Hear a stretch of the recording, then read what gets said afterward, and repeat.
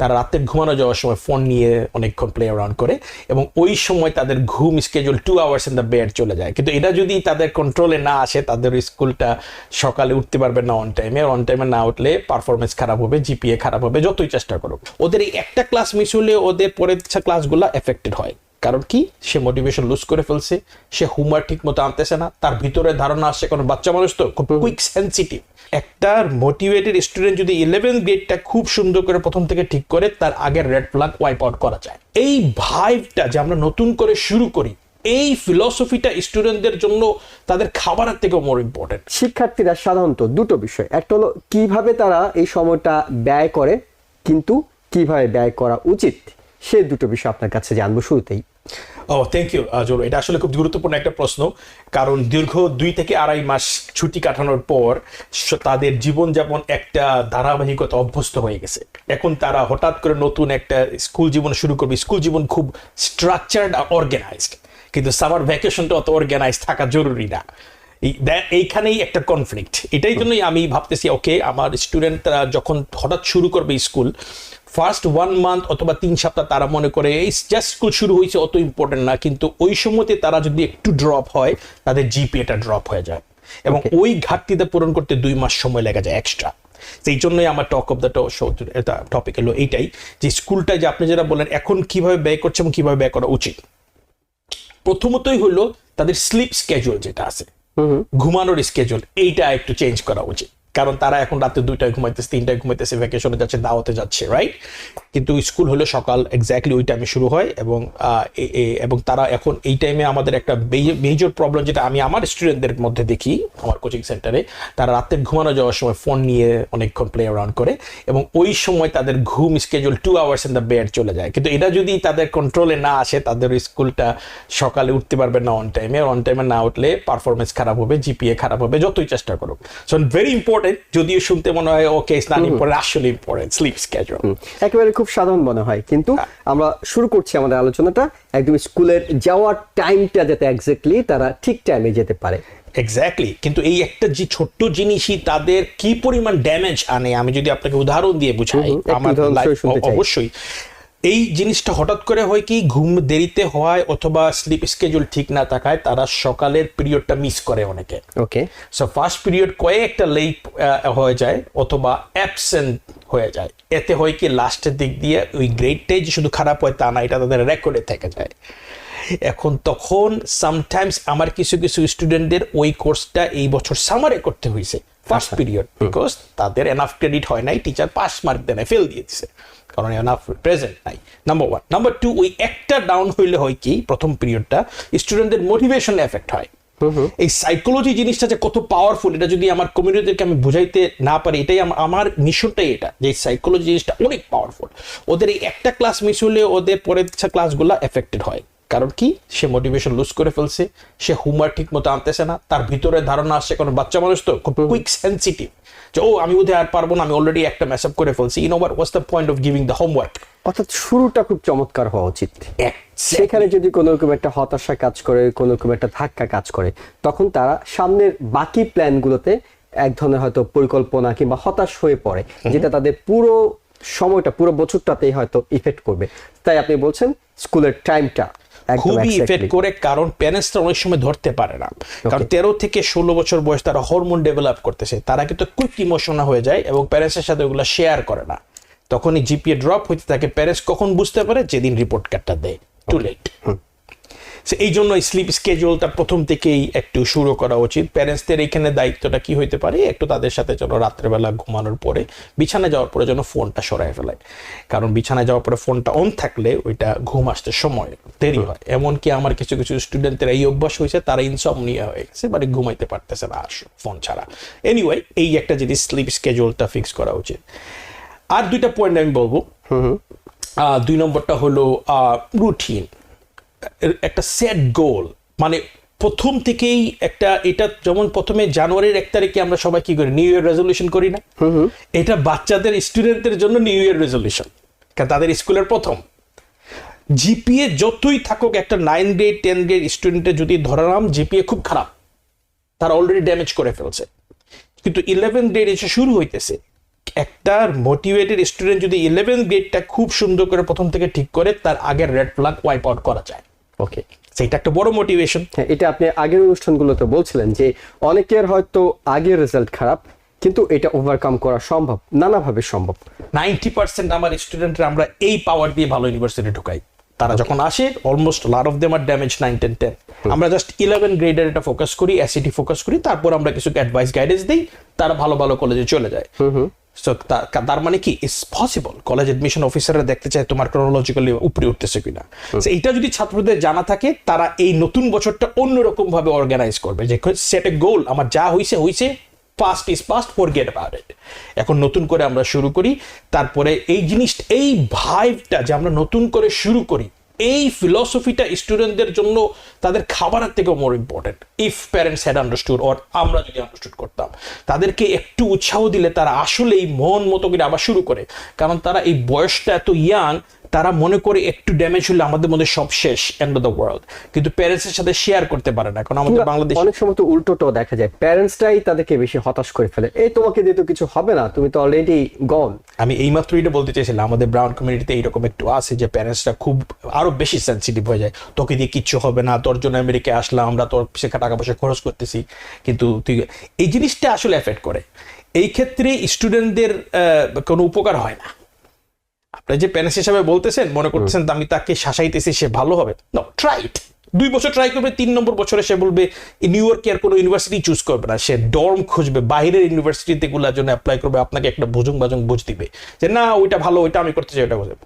No, এটা কোনো ভালো, নিউ ইয়র্কে কি ভালো ইউনিভার্সিটি নেই? অবশ্যই আছে, কিন্তু he wants to get way from you. সেই জন্য সলিউশনটা কি? তার সাথে বইসা ওই রকম না বইলা, বাবা যা গেছে গেছে, no problem, let's start fresh, এই 2টা লাইনই এনাফ, আর বেশি কিছু দরকারও নাই। তুমি পারবা, ট্রাই করো। তখনই পারে। আমার স্টুডেন্টরা তো এইভাবেই পারছে ভাই। আমি তাদের কি করি, তাদের ডাটাই নাও, জাস্ট বলি no problem, you can start first.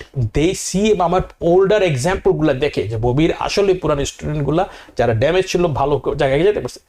ইউনিভার্সিটিতে গেলেও তারা প্রফেসরদের সাথে টকিং করলে তারা বলবে sure, no problem, just do well, very well in the 11th grade and will see extra curricular activities, passion project, recommendation letter, অনেক কিছু আছে।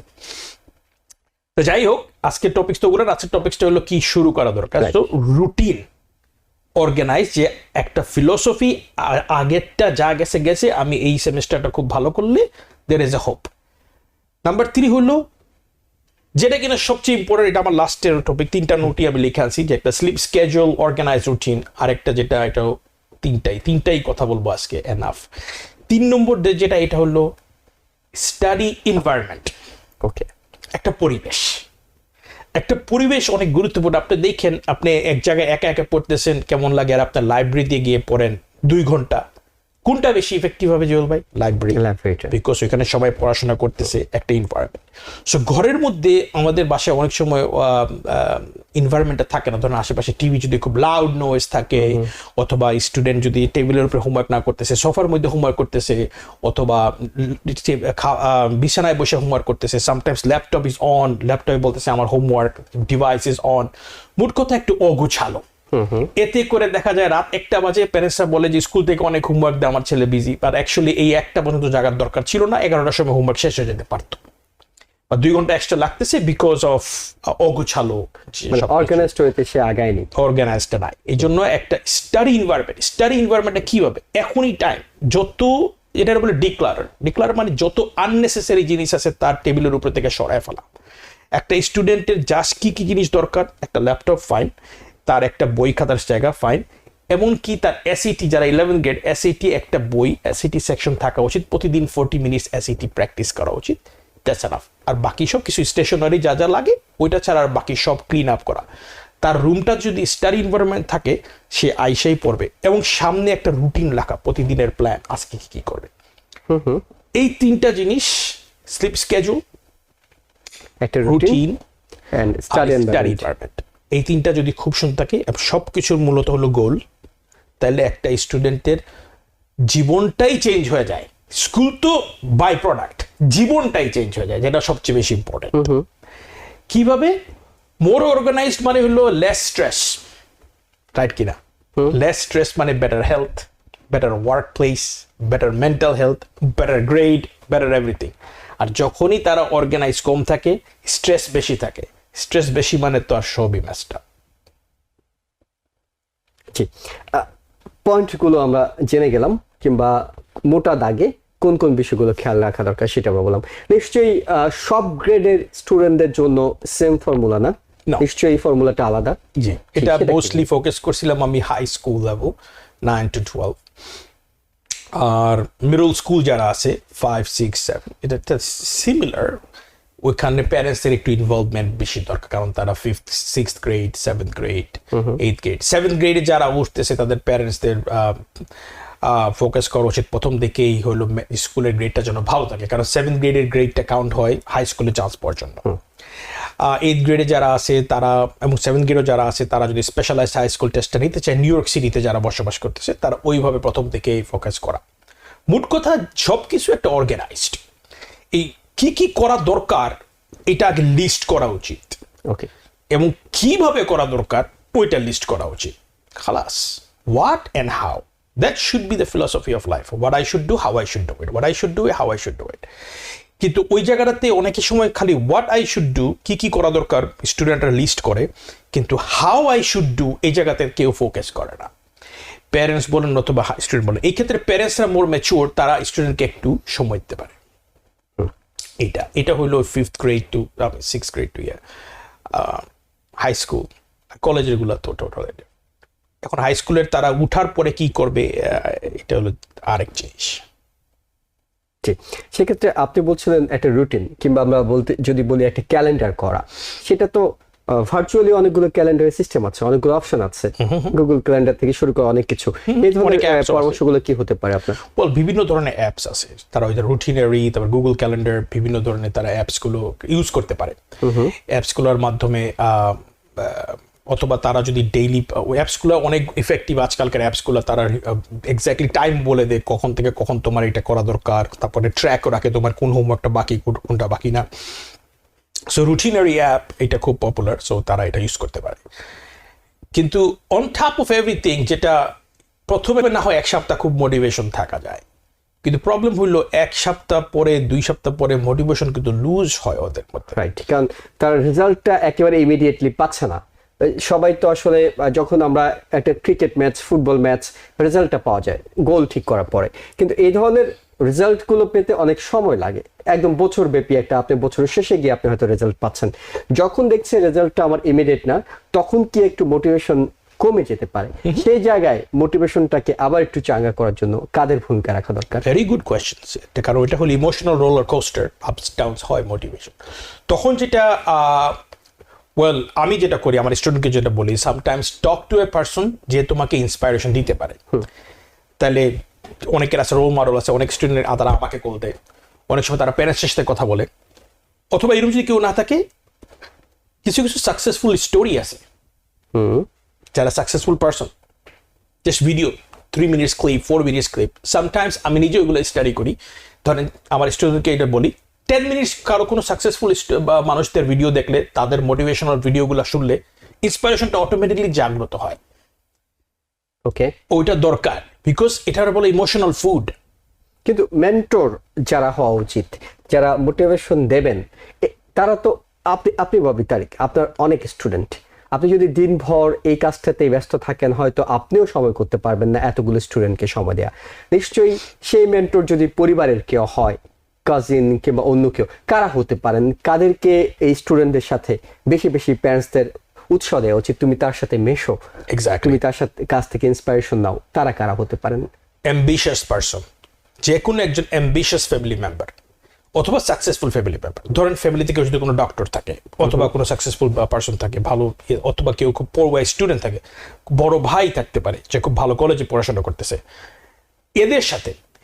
এবং কি নাম্বার 1 আসলে টপ অফ দ্য লাইন হতেছে প্যারেন্টস। এটার কোনো বিকল্প নেই, বেশিরভাগ সময় তাদের সাথেই থাকছে। এক্স্যাক্টলি, এটার কোনো বিকল্প নাই। তাদের কোনো হাই যে ডিগ্রি থাকতে হবে, কোয়ালিফিকেশন থাকতে হবে, কিছু দরকার নাই। কিন্তু প্যারেন্টসরা যদি তাদের সাথে বসে, আমি আগেও একবার বলছিলাম যে 10 মিনিটস টি টেবলে, মানে কিচেন টেবিলে বসে 10 মিনিট 1 কাপ চা খাওয়ার মাধ্যমে টকিং করা, প্যারেন্টসরা যখন একটা মোটিভেশন দেয়, বাবা don't worry you could do it, এই শব্দটা শুনলেই সাইকোলজিক্যালি তাদের ব্রেন রিওয়ার শুরু হয়ে যায়, তারা অংশ উৎসাহ পায়। কিন্তু তারা ততক্ষণ পর্যন্ত মেন্টালি আপসেট থাকে যখন তারা দেখে প্যারেন্টস আপসেট। ওকে, তখন এটা আমি জিনিস খেয়াল করছি, কারণ আমার তো 20 বছরের টিচিং অভিজ্ঞতা, হাজার হাজার স্টুডেন্ট পড়াইছে, কয়েকশো না হাজার। সো আমি দেখছি এটা সামনে। সো আমার স্টুডেন্টরা সামটাইমস অনেক মোটিভেশন আমি দেই, মাঝে মাঝে অন্য কেউ দিতেছে, আমার স্টুডেন্টরা মোটিভেশন দিতেছে আরেকটা স্টুডেন্টকে, কিন্তু এট দি এন্ড অফ দ্য লাইনে সে বলতেছে okay but I guess my parents will not be happy. কারণ তারা তো ওই সময় তাদের দুনিয়াটাই হলো প্যারেন্টস নিয়ে, প্যারেন্টস বুঝতেছে না, কারণ তারা বাইরের জগতের সাথে অত টাচ না। তো প্যারেন্টস যখন তাদের উপরে হ্যাপি না হয়, তাদের মোটিভেশন গুলো লাস্টিং করে না, বেশিক্ষণ চলে যায়। নিউ ইয়র্ক থেকে সম্প্রচারিত TVN 24 টেলিভিশন, বিশ্বজুড়ে বাঙালির কণ্ঠস্বর।